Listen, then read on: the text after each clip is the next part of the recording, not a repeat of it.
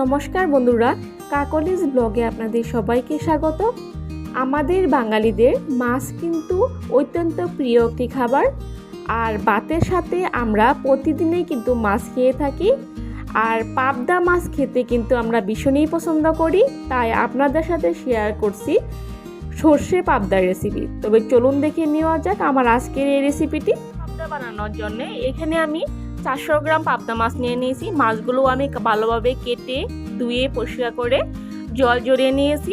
এখন আমি মাছগুলোতে নুন,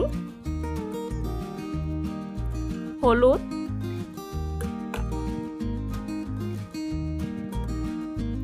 সরষের তেল দিয়ে ভালোভাবে মাখিয়ে নেব।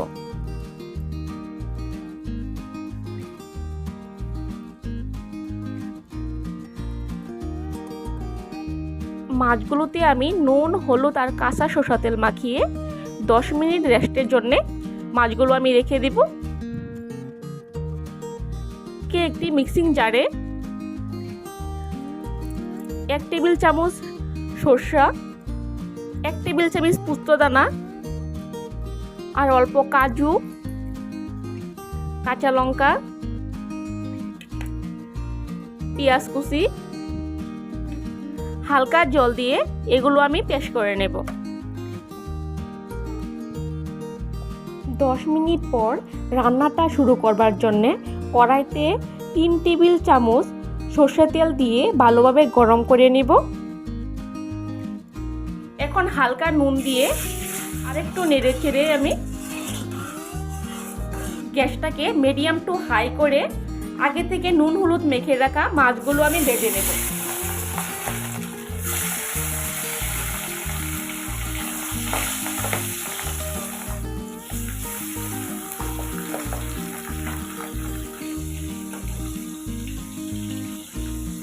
অনেক সময় দেখবেন মাছ ভাজবার সময় মাছ কড়াইয়ের গায়ে লেগে যায়, তবে যদি একটু লবণ ব্যবহার করে মাছ ভাজা যায় তাহলে কড়াইয়ের গায়ে মাছগুলো লেগে যাওয়ার সম্ভাবনা থাকে না।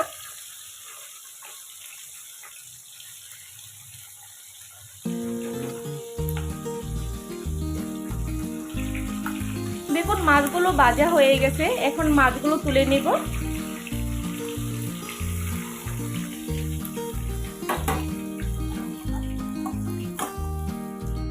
এই একই পদ্ধতিতে আমি বাকি মাছগুলো ভেজে নেব।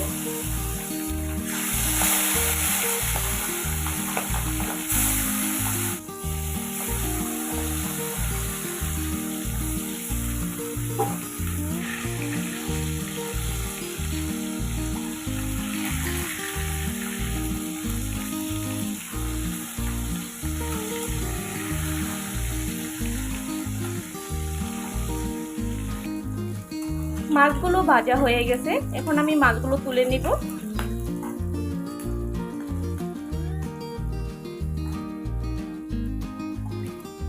আমি আরেকটু তেল দিয়ে দিব। এখন দিয়ে দিব শুকনো লঙ্কা, কালো জিরা আর গ্যাসের ফ্লেমটাকে লো করে আগে থেকে পেস্ট করে রাখা মশলাগুলো দিয়ে দিব।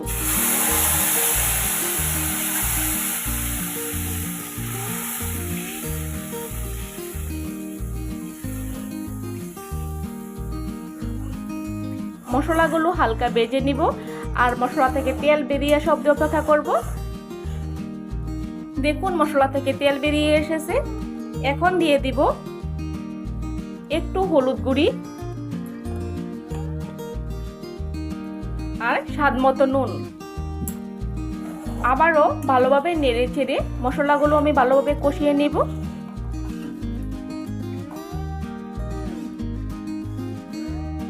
দেখুন ভালোভাবে কষিয়ে নেওয়া হয়ে গেছে, এখন আমি জল দিয়ে দেব।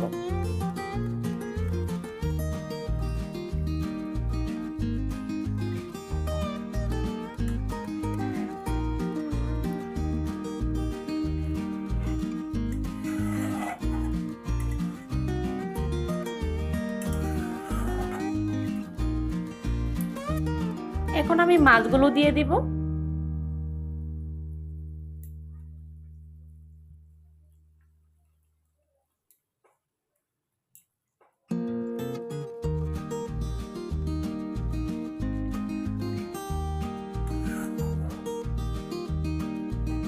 গ্যাসের ফ্লেমটাকে মিডিয়াম করে আরও 2-3 মিনিট রেঁধে নেব।